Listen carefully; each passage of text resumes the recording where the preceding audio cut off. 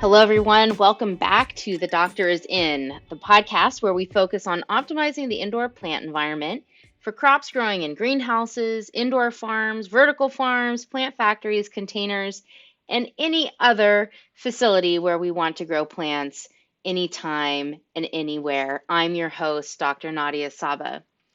Today, we are going to talk about 6 HVAC strategies that you can use to control air quality in the indoor plant environment. Now, a lot of people think about HVAC in terms of climate control, right? We're using heating, air conditioning, dehumidification, ventilation, all these systems in order to manage the temperature and the humidity and the vapor pressure deficit of the room's environment, as well as control air movement across our plants. But HVAC is also important in terms of how we manage air quality in the indoor plant environment. We can kind of break it down into a few different types of air quality characteristics that we are trying to manage. First, there are gases. Second are particulates. And third, I'm going to sort of just lump together as pests and pathogens. When it comes to gases, the first one we want to think about is the one that is beneficial to plants, and that is carbon dioxide, right? Plants need CO2 to photosynthesize. When the carbon dioxide level is higher than the ambient concentration, there are plenty of studies that show that we get plants that grow a lot faster under those higher concentrations. The opposite is true when we have low concentrations of carbon dioxide in the atmosphere around the plants. We can get slow growth or even stalled growth of our crops. I had a client one time that was doing a great job at managing temperature and humidity and water and all the and light levels and all the different variables required to grow plants. And they called me and they're like, Nadia, we cannot figure out why our plants won't grow. Everything seems perfect. And so we're kind of walking through it, walking through the checklist. And finally, we were talking about it. I was like, well, you guys have a recirculating air conditioning system. You guys are enriching with carbon dioxide, right? Dead silence. Somebody leaves. They're like, hold on. They leave the room. They come back and they're like, oh my gosh, no, I think it's because we're not enriching with carbon dioxide and our CO2 levels are less than 200 parts per million. So we discovered that the cause of their slow growth was not because they had bad temperature and bad light. It was because they were literally starving their plants of carbon dioxide, the source of the energy that they need to grow. So knowing this, growers often target somewhere between 800 and 1500 parts per million. And, the concentration really depends a lot on what your crop is, what your light levels are, and your temperature levels, right? Because we want to balance them all together. But in general, higher levels of CO2 do accelerate plant growth. Okay, now let's talk about gases that could potentially be pollutants to our plants. A big one is ethylene. A lot of new growers don't necessarily recognize the importance of ethylene in their plant production space and how it can impact the health of their plants, especially if their plants are flowering or fruiting. Ethylene is what causes our fruits to ripen. Many of you may have heard the trick. If you want to ripen an avocado more quickly, stick it in a paper bag with a banana, close it up, and the next day you will have a perfectly ripe avocado. Well, what's happening there is that the banana is giving off this ethylene gas as it ripens, and it is then transferring that ethylene to the avocado, which then in turn ripens. We also do this with tomatoes. for example, where we might pick a tomato green out of the field and then we stick it in a truck, and on its way to the supermarket or on the way to this cold storage facility, it gets gassed with ethylene, which breaks down the chlorophyll in the skin of that tomato, leaving behind the red hue that we then see at the grocery store. So, yes, it has sort of ripened the tomato in terms of how it looks, but it doesn't necessarily make it taste any better. But ethylene is also potentially bad, especially for crops that are growing. Ethylene is what causes leaf abscission. In other words, it causes leaves to break off from its branch and fall to the ground. That is why we call fall is because those leaves are falling and those plants are producing ethylene as they are aging and getting ready for winter, degrading the chlorophyll in that green leaf and leaving behind the true color of that leaf, which is a brown. It starts as sort of red and yellow and brown, and then that leaf eventually falls off. It can also cause flowers to shatter. So if you have a potted plant that it has flowers on it, or even if you have a cannabis plant that has flowers starting to grow on it, if that plant is exposed to ethylene in fairly low concentrations, actually, those flowers may abort and shatter, and you won't get a good crop. Some growers have learned this by trying to run CO2 burners in their indoor facility, CO2 burners that aren't operating on natural gas or don't have the right air fuel ratio and are burning sort of dirty. They're not just producing carbon dioxide and heat and water vapor, they could also be producing other harmful gases such as ethylene for your plants, as well as SOx and NOx, for which is harmful obviously to people.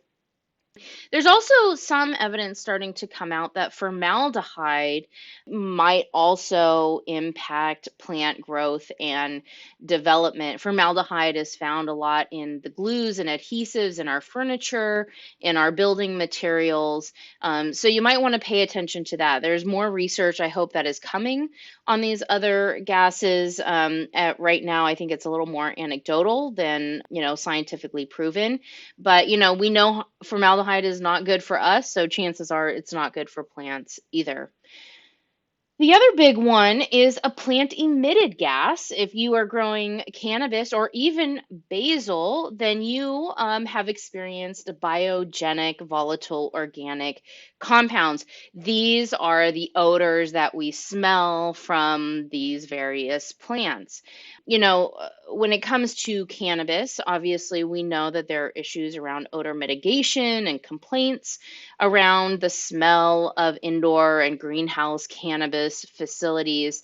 Some recent research has revealed what is the source of that sort of skunky smell, or I should say maybe characteristic skunky smell. And that has been determined to be this BVOC called 321 MBT thiol.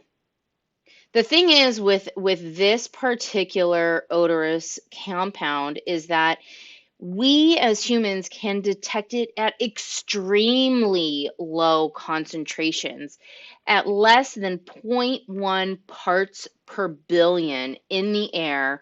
We humans can sniff it out. And so, when we have such low concentrations of a VOC, that makes it, of course, very challenging to remove it from the air so that we can't smell it. Okay, so the third type of, air quality constituent that we might be concerned about are particulates. These particulates could be pollen, right? Cannabis growers are especially concerned about cross pollination from maybe nearby fields or breeding programs that, are using male plants or producing male plants. That some of that pollen from the nearby male plants might, contaminate their female cannabis plants in their facility. There has been concern about cross pollination with hemp fields, though I think some research is starting to show that the hemp flower is not crossbreeding with the cannabis or marijuana flower. The other thing, is dust. I don't think a lot of people think about the dust that is around us. If you are in an urban environment, you might be close to roads, you might be close to railroad tracks, you might be close to other activities that are kicking up dust and dirt and other types of debris that could come in and contaminate your facility.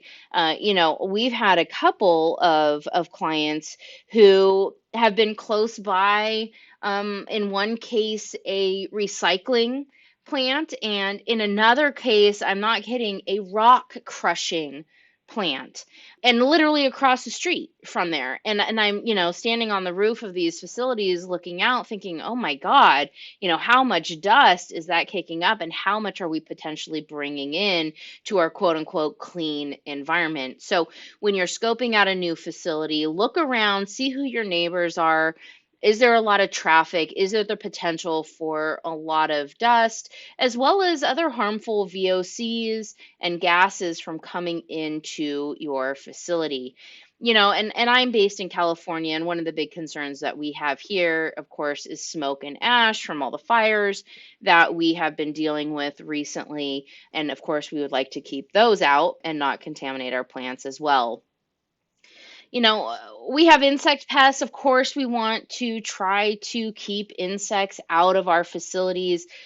Aphids, thrips, whiteflies. There's a long list of insects that we want to keep out and that we can keep out with our HVAC systems with good HVAC design. And the last one is plant pathogens. When it comes to HVAC, we're really concerned about airborne pathogens, right? Not waterborne pathogens. The waterborne pathogens tend to be bacterias, such as E. coli or Legionella. There are, of course, some pretty common molds that are waterborne in hydroponic systems like Pythium, right? But that's not what we are concerned about here with HVAC. With HVAC, we're concerned about the air. And the two big ones, the two big molds are powdery mildew and botrytis. And we want to try to keep those mold spores out of our grow room and then remove them if they are detected. I also just want to make a comment about viruses. There's a lot of concern right now in the industry, especially the cannabis industry, about the hop latent viroid. It's not a virus, it's actually a viroid, which means that it replicates through RNA and it doesn't have a protein coating. It's very, very small. It's very hard to remove once it's detected. But here's the thing about plant viruses.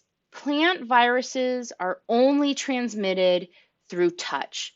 They are not transmitted through the air.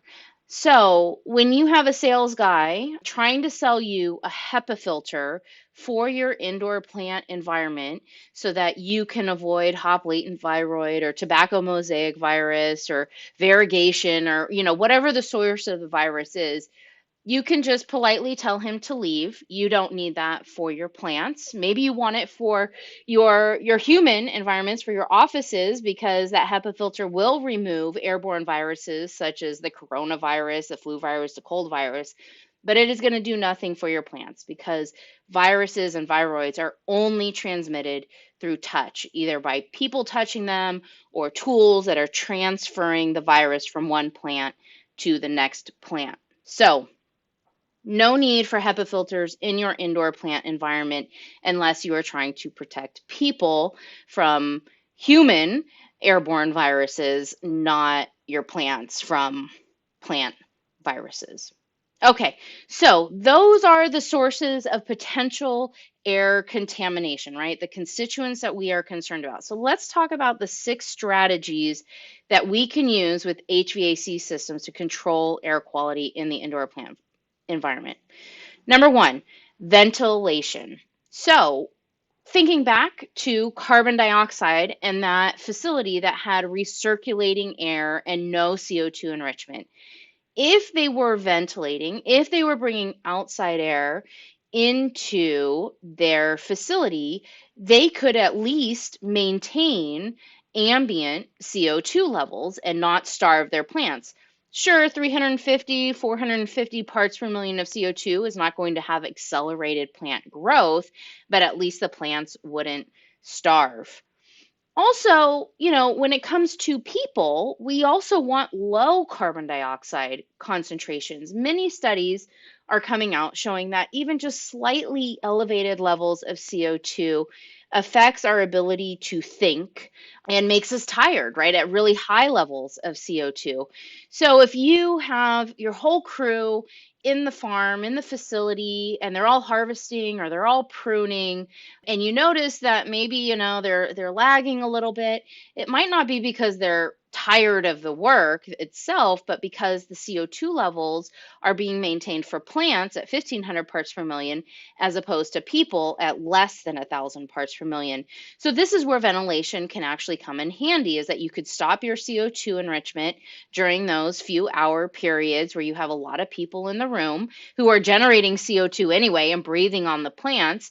So now you can ventilate, bring that CO2 concentration down, and give your people, a lot more oxygen to do the work, the physical activity that we're asking them to do. And then when they all leave, you can turn the ventilation off and start enriching again with CO2.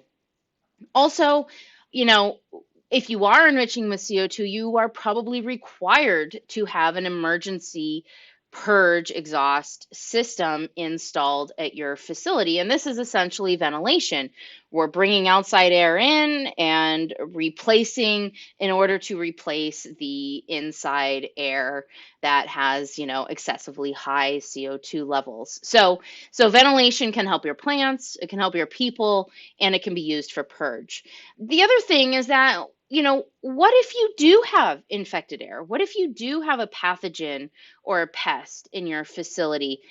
By ventilating, you can actually help to dilute that infected air so that, the overall concentration of that bad constituent becomes less because you're bringing in clean air in. So, I know a lot of people are concerned about bringing contaminated outside air in, and I talked about having neighbors that might be producing, a lot of dust, or fires that are producing a lot of smoke and ash. But in general, ventilation can be very clean, especially if we have particle filters, good particle filters. So that is number two.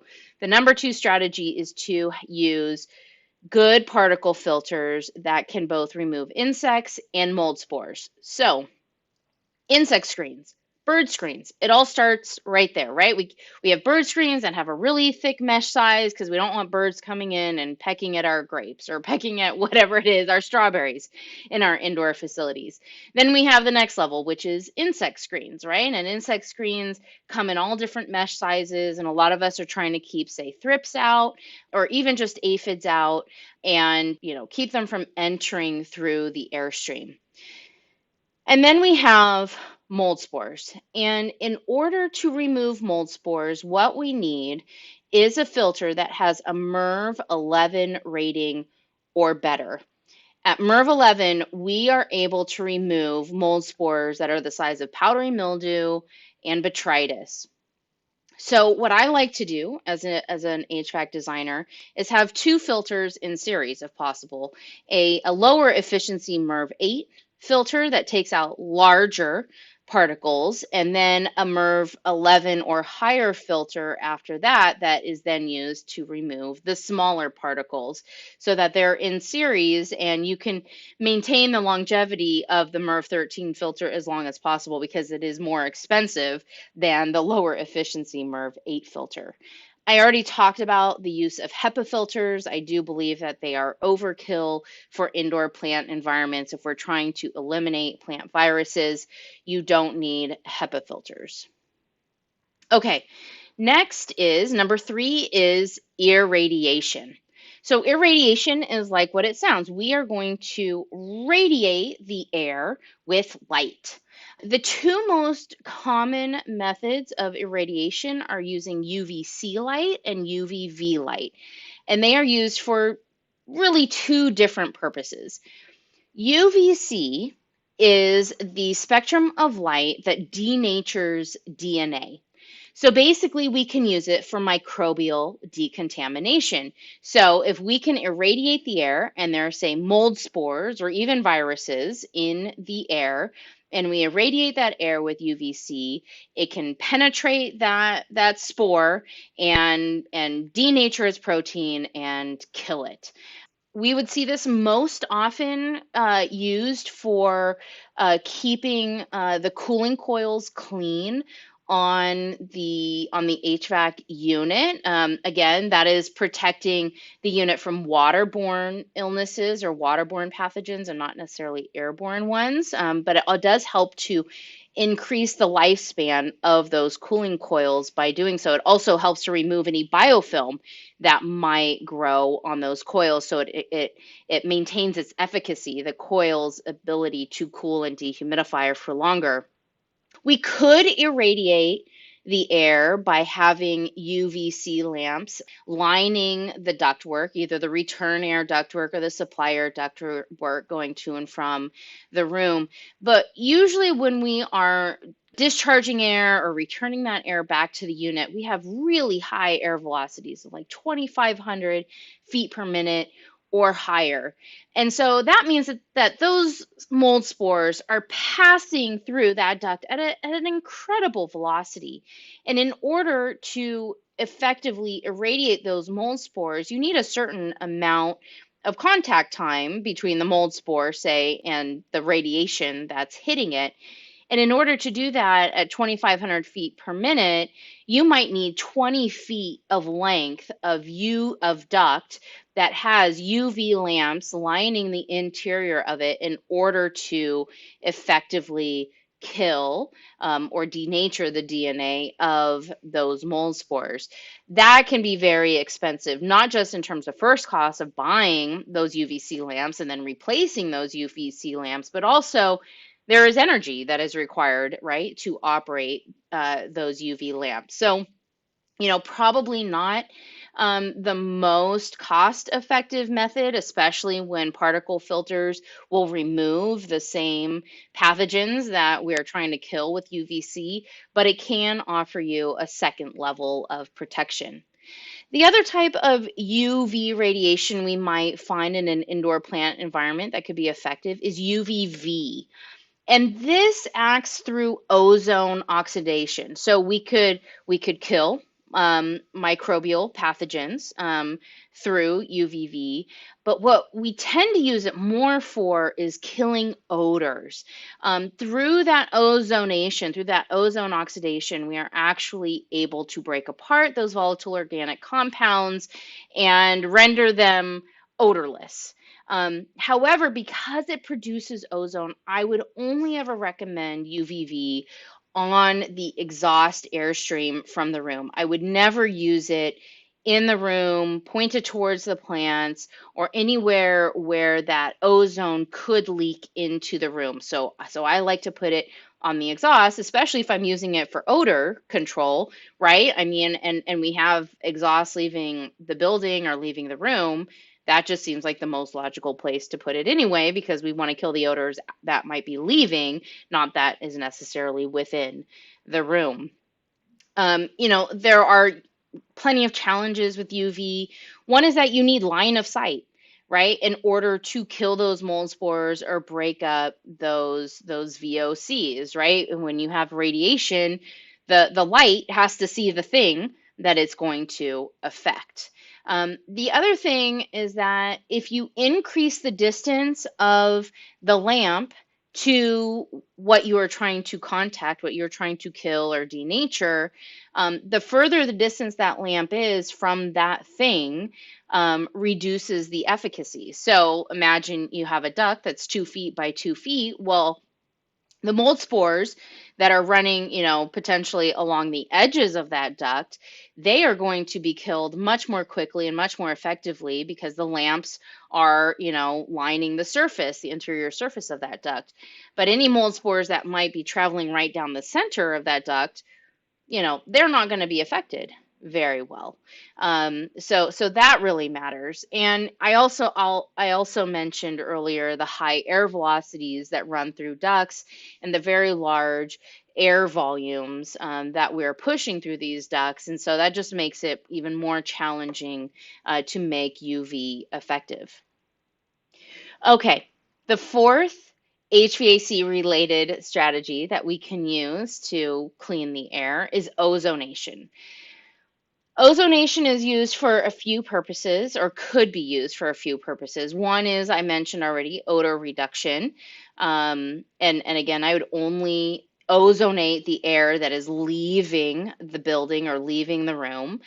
We also see ozonation being used for room sanitation, especially between harvests. So, when there's that 2 day takedown period or turn down period, you can ozonate that room in between those harvest periods to sanitize everything, all the surfaces that are in that room. I have heard of growers using it during cultivation, but at very low concentrations of less than 0.05 parts per million. And those would be recommended by the Food and Drug Administration here in the US. The other place that you see ozonation is for waterborne pathogens. So, again, not necessarily my area of expertise, but ozone has been shown to be very effective in disinfecting water for hydroponics. It also increases the dissolved oxygen content because ozone is O3, a compound O3. And so it actually produces oxygen as that third oxygen molecule kind of rips off, and then it goes and finds another, you know, rogue oxygen molecule, and they form together to produce oxygen and leave behind, an O2 when it leaves. So you can increase the dissolved oxygen content of the water for hydroponics, and both of those things really help to facilitate root growth. Okay, the fifth method of cleaning the air through HVAC systems is odor mitigation, right? And the best method that we have found so far is carbon filters. This is brute force odor mitigation. We can use this on recirculated air or exhaust air, but I think everyone is familiar with this, where we have these carbon filters usually attached to a fan that recirculates air in the room or is on the exhaust stream leaving the room, and that air passes across the carbon filter, and those volatile organic compounds adhere to the carbon, and clean air leaves that carbon filter. So it is very effective, but it is not targeted. So it's going to remove all volatile organic compounds, whether or not they smell. It also, if in a humid environment, those carbon filters don't work as well. And as growers have become more comfortable with higher humidities and lower vapor pressure deficits, the efficacy of these carbon filters is going to come into question. And what that could mean is that rather than just having one carbon filter, you have two, so that you get double the duty under 50% efficacy, right? Under that higher humidity environment. Other methods of odor mitigation I've already mentioned, which is UVV and ozonation, which I would only recommend on the exhaust stream. The sixth HVAC related strategy to control air quality in an indoor plant environment I find is super overlooked, and this is room pressurization. This is a very common concept for other critical environment designs. So, if you are in a lab, in a healthcare facility, any type of facility where you have adjacent spaces that might have contaminated air next to clean air, we can use room pressurization in order to direct the air to where we want it to go. So, if we assume that an indoor plant environment, that the grow room is the clean room, and that the hallway next to it, for example, is the dirty room, We should be positively pressurizing the grow room relative to that hallway to discourage pests and pathogens from entering the grow room just through air passing through doorways, under door jambs, right through any sort of cracks or leaks or just gaps, right, in the building construction in those partitions. And so to positively pressurize the room means we need to call on the number one strategy, which is ventilation. We need to have more air delivered to the grow room than is delivered to the room adjacent to it so that the grow room is positive compared to the adjacent room, which would be considered negative. In this way, by adding more air, more outside air, if you think about it, you add outside air, and if it doesn't have anywhere to go, and you just continuously dump water into the bucket, right, you are going to blow that room up like a balloon. But if you have a door jamb, if you have, a transfer grill that is specifically designed to allow air to push through to the other side, then we create a positive critical room environment for our grow room. What about negative pressure? Right? I mean, there are some local jurisdictions that have codes that say that these grow rooms should be negatively pressurized. And usually what their reasoning is to keep odors in, to contain odors, because if we positively pressurize, especially a cannabis facility, right, we could be pushing those odors out of the building, making it smell worse. And so some jurisdictions have said, no, you need to have a negative pressure, which means that we are sucking more air in than we are pushing it out. What I have to say about that is that there is literally nothing hazardous being produced in these indoor grow rooms, at least nothing hazardous to people. Yes, it might be a nuisance, but it's not a toxin, those volatile organic compounds. Also, carbon dioxide is not a toxin. So if somebody wanted to make claims, well, you're going to push all this CO2 out into the hallway or out of the building and increase the CO2 concentration into those adjacent rooms, right? So let's just say we have 1,500 parts per million target in our grow room, and we want, less than 1,000 parts per million out in the hallway. Okay, yes, carbon dioxide does affect our cognitive ability, but CO2 is not a toxin. In fact, ASHRAE just put out a position paper earlier this year, that confirmed CO2 is not a toxin. Thank the gods. I'm sure our plants are very happy to hear that. And then what we can do is, so okay, maybe we push a little CO2 out into the hallway. Have your engineers do a mass balance to figure out what would be the concentration of CO2 in those people environments relative to the plant environment, and does it exceed 1,000 parts per million or some other limit that somebody wants to come up with that would then require just more ventilation for the hallways or for those people spaces, to bring more ambient air in.